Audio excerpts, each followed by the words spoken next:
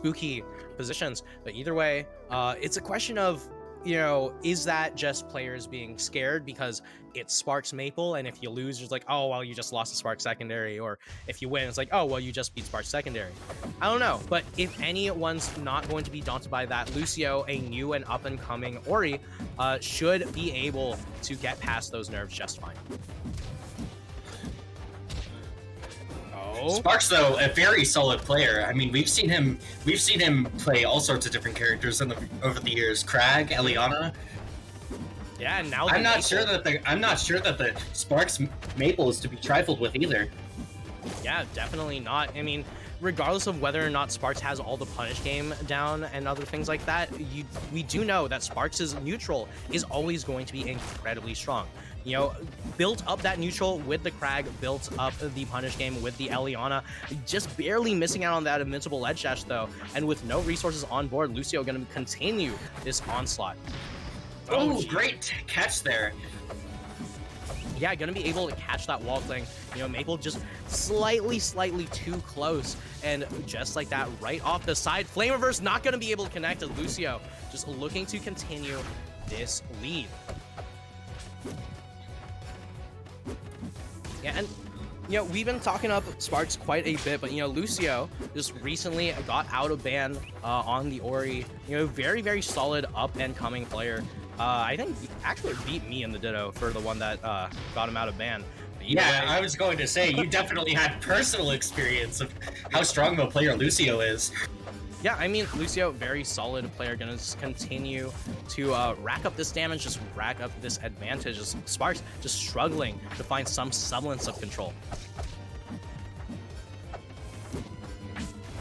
Yeah, and one of the I'm wondering here is if we're gonna see Sparx pick the Eliana or the Crag even, or honestly, if we're just gonna see him stick with the Maypul here and just see how it plays out.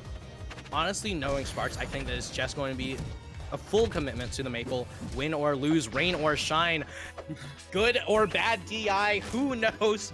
But Sparx going to be able to take it with the Tether Nair, and on last stock, just looking to deny Lucio the ability to seal it all out.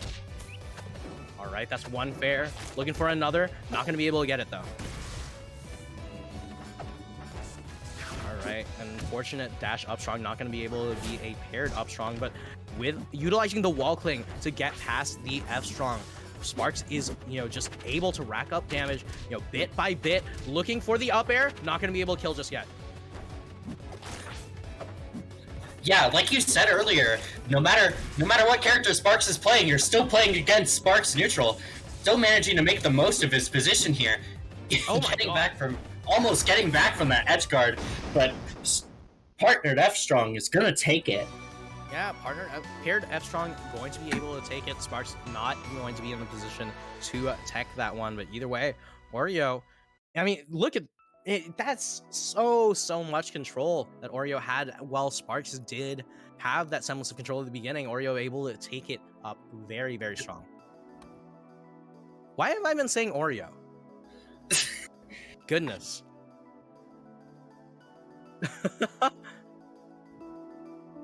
I mean, the thing is, I completely forgot Oreo was a player. I think I just conflated the name Lucio and Ori in my head. Whoops. I think you were just trying to say Ori and your brains wires got crossed. Yeah, I mean, either way, Lucio always going to be a solid Ori. I'm going to be moving on to Forest 4. We're going from one of the bigger Blaststone stages to one of the smaller ones. I'm very interested to see what Sparx's counterplay is going to be here. Yeah, I mean, we saw Lucio take an early lead and just keep it for most of the game last time, and I'm wondering what Sparx's response is going to be to that. Maybe we'll see him not even let Lucio take that lead in the first place. But with this edge guard situation, I'm not too sure. Yeah, maybe not, but you know, Lucio just gonna continue to delete Sparx's resources and not looking to go too far off stage. And one of the great things about Lucio as a player is he's always looking to improve, always looking to try to find whatever it is that he needs. But what he doesn't need right now is a Tether Nair, because that's going to send him right off the top into the Blast Zone. That, oh my God, Sparx is in this really rough position. No way that he comes back from that one. Yeah, even if he tech there, it might have put him into the paired F strong, which would have been very bad. Yeah, I mean, it wouldn't have like it probably might have been techable, but the thing is, Sparx had no resources, so there's nothing stopping Lucio from just doing it again and again and again. And Sparx just gonna continue with this combo. Just this neutral control, so good from Sparx. Ooh, and Lucio bashing Lily there. Yeah, I mean, the Lily bash is something that tends to get overstated by a lot of people in terms of, you know, how badly it invalidates Lily. It's just a matter of you have to play around it differently, and Sparx actually playing around it quite beautifully, just able to remove the Lily projectile immediately. But yeah, you know, either way, Sparx gonna be able to sneak back on stage with a back air, tether into a jab combo, but just like that, Lucio able to get back on stage, looking for the neutral win. The parry, but that charged up strong is gonna take it.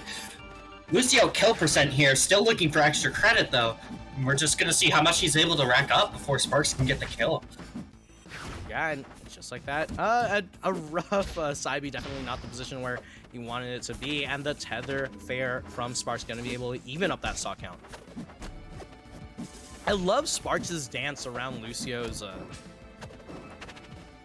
what do you call it, spawn invincibility, right, where he just is able to play just outside of Lucio's range, as Lucio just Sparx having the read there and just barely missing the timing. You hate to see it. Yeah, I mean, just like that, you know, Lucio back in a strong position, using the uppy as a combo tool, but not gonna get the waveland from it. Oh, but speaking of combo tools, Sparx just gonna continue to rack it up. One fair, looking for a second. Oh my lord! For a double dunk after a nair, that was one hell of a conversion. Oh my lord! I mean, that was one fair into what I like to call the Soul Rifle edge guard, right? Where you go out off stage, you hit the aerial down B into the side B, and it hits your opponent. They're in so much trouble. Oh my lord! Either way, Sparx gonna be able to take game 2 with a very clean edge guard right at the end. Just like that, we're gonna be moving over to Tower of Heaven. Another very neutral stage between these two characters. Like, a lot of the stages that Ori likes, Maypul also tends to enjoy. So it takes this matchup, which is my opinion relatively even, and it just makes it so volatile. You got one of the fastest characters in the game in the air, and the fastest character in the game on the ground. And just like that, you know, it's a matter of, you know, which one of these rats can really move faster. There is a lot of debate about what species Ori is. Yeah, but you know, I think we can settle on rat for now. All I'm gonna say is, during the Kusi MSB match, I think it was Bagel shouting from the crowd, "Nerf the rat." But yeah, I mean, either way, right now Lucio might be looking for some nerfs for Maypul, because Sparx is just in full control, gonna be missing out on that up strong, but Sparx still in that off-stage position, and just like that, that was something that was looking all Sparx for so long, but one misstep means it all goes away. I actually like that Sparx DI'd out there once he saw the Galaxy screen. Yeah. It gave him just those few extra frames to get back to stage. Yeah, I mean, like, sometimes that ASDI might end up, you know, messing with you a little bit in terms of whether or not it is going to be possible to survive. But, you know, Sparx understanding exactly whether or not it would be a possibility. It was no DI. It was no DI, actually, I believe. So he just reacted. Yep. Either way, gonna be able to sneak back on stage. A beautiful parry. Gonna be able to get a lot of damage off this. Tether Nair, gonna be able to take it right off the top. Sparx hitting multiple of these in this set. Lucio possibly not being familiar with the DI for that. I'm almost confident that Lucio does know the DI for that, because I think that Lucio actually plays relatively often with Soul Rifle. That being said, right, you know, that 50-50 is so incredibly rough. You hold up to live from the up air. You hold down and out if you want to live from the nair. But either way, Sparx in a really rough position. Oh! And just like that, it was looking so good for, like, Sparx was almost able to sneak right back on stage. Right, but Lucio just gonna continue the edge guard regardless of whether or not Sparx has these fancy movements. All right, and Sparx just looking to seal out this stock. Up strong, gonna be able to do it. As Ori, one of the lightest characters in the game, gonna be dying to that quite early. Sparx gonna take another game. Put it right under his belt.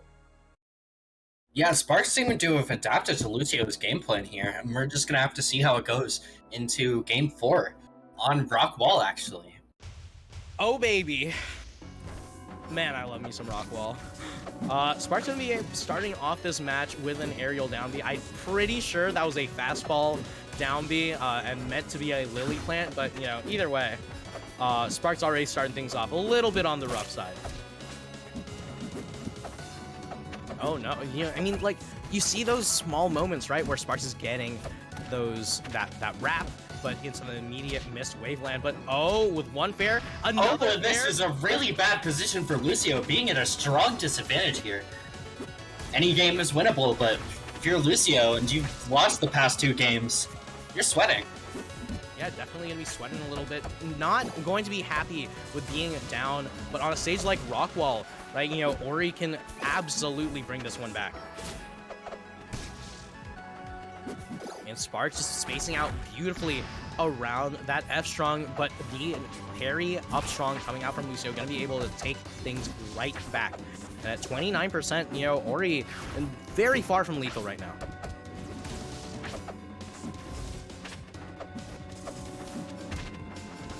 All right, and oh, beautiful. I love Lucio's use of ambiguous approaches here and a bash right in the blast zone. Yeah, straight into that blast zone. That was a beautiful tech chase coming out from Lucio. Sparx looking to get the control right back. One parry, one wrap, and not going to be able to get too much off of it, though. Just Lucio at 49%. And on the other side, Sparx at 38% and counting. Lucio's already managed to lap in percent, to lap in control, but Sparx able to get the Ori off stage. Fair Nair going to be able to kill Lucio regardless of whether or not the Nair connects. It's very difficult to DI at that point. Either way, Sparx just looking for that one opening that's needed, but not going to be able to find one. You hate to see a set go out like that with the wet DI. Yeah, I mean, definitely a little bit rough in terms of DI, but with the amount of resources available for Sparx in the moment, I don't think there really was too many options. Either way, going to be bringing it all the way to Game 5. All right, and we've gone from the smallest stage in the game to one of the biggest in Neo Fire Capital, and oh my god, Sparx gonna be able to get Lucio off stage immediately at the beginning of the match. Nair, Fair not gonna be able to connect with the Fair, but gonna be able to stay in control on stage. Lily gonna be despawning very soon, but Sparx going to be making this stock despawn incredibly soon. Not gonna be able to get it with the up strong, but with the Soul Rifle Edgeguard, going to be able to rinse and repeat, gonna continue this neutral win, but just like that, Lucio just able to rack up damage bit by bit by bit. It's a matter of trading for that damage, and the moment you see your opportunity, Lucio's going to strike. All right, and down tilt. But Sparx not a stranger to striking either, just taking that stock, putting himself back in an advantageous position again. Yeah, and just like that, you know, at 74%, not a position you really want to find yourself in, has the Maypul. Oh, and oh no, that is some DI on the up air. I mean, you don't want to be DIing in and getting bashed, but either way, Sparx is going to continue to try to get the control back as Lucio able to get the percent lead, and now with Sparx off stage, this is a rough position to find yourself in. All right, and now that Lucio has the percent lead, not looking to be the one approaching. You see that platform camping, but Sparx with one opening gonna be able to get a lot of damage back. Oh, and just one small hit was all it needed for Sparx to get that percent back. But like we said earlier, right? You know, when Lucio doesn't have to approach, you definitely will not. And that parry up strong, not gonna be able to kill just yet. No charge on deck. Lucio just controlling so much of the stage with sign charge. Yeah, it's a huge amount of control, but Sparx turned around in the wrong position, not going to be able to get that follow-up here. But Lucio just holding on to this position, just staying on top of these platforms. Oh, and a missed Waveland coming out from Sparx, going to be incredibly, incredibly rough. No air dodge and no stock, and there it is. Last stock for Sparx, potentially last stock in the tournament. Oh, but you got that tether fair at a high percent. It's true at that point, but you know, just like that, last stock for both players, both of them looking at their potential final Torty stock. I mean, especially with how even these games have been going, I was going to say. Oh, no resources on Sparx here. Sparx has not been mixing up the recovery timing recently. Sparx getting his resources back at least, but oh, that DI was... Well, it seems there's a reason Sparx played Crag before. oh boy. I'm gonna be honest, says Sparx.